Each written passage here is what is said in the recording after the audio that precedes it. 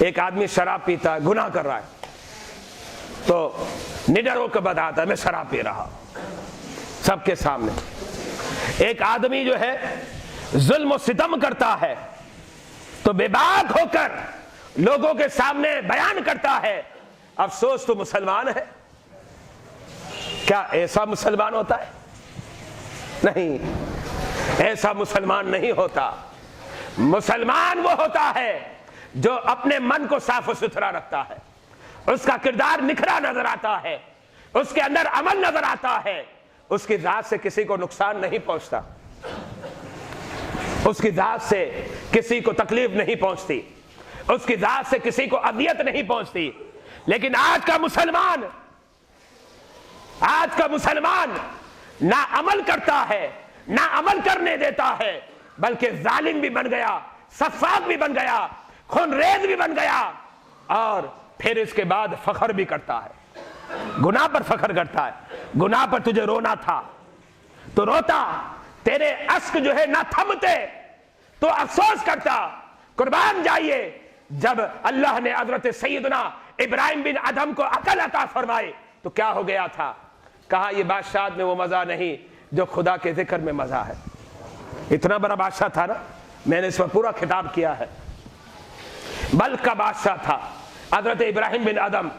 اب مجھے بتائیں، جس کے ہزاروں غلام ہو، ہزاروں نوکر چاکر ہو، اور جس کے بارے میں یہ کہا جائے کہ ایک نوالا چاہیے تو 10 نوکر جو ہے چمچ میں نوالا لے اور کہے کہ میں منہ میں ڈالتا ہوں، میں منہ میں ڈالتا ہوں، اتنی شہنشاہیت ہو، بادشاہت ہو، لیکن جب خدا کے ذکر کا مزہ مل گیا، خدا کے ذکر کی لذت مل گئی، اور وہ حب اور محبت کے مقام پر فائز ہو گیا، اپنے گھر والوں کو کیا کہتا ہے؟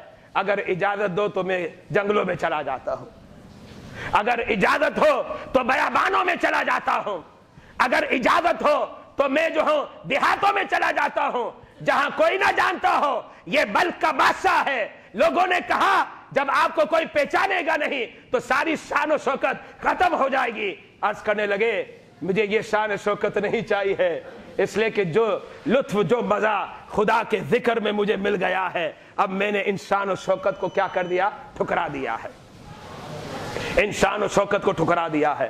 یہ اسلام سکھلاتا ہے۔ کاش کہ یہ جذبہ آ جائے، کاش یہ انداز آ جائے، اور ہم عمل کی طرف متوجہ ہو۔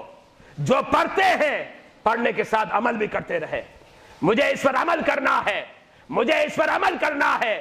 جب یہ جذبہ ہوگا، یہ جنون ہوگا، یاد رکھیے گا قدم آپ کے فرش پر ہوں گے، تذکرہ آپ کا عرش پر ہو رہا ہوگا، آپ کا تذکرہ عرش پر ہو رہا ہوگا، آپ چل رہے ہوں گے زمین پر، اور آپ کے نغمے اور ترانے جو ہے عرش پر فرشتے جم جم کر بیان کر رہے ہوں گے۔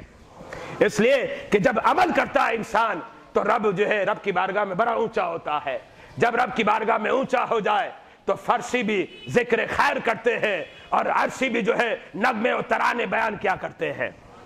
اللہ کی بارگاہ میں دعا ہے رب ذوالجلال مجھے بھی اور آپ کو بھی عمل کی توفیق عطا فرمائے۔ باقی دعوانا الحمدللہ رب العالمین۔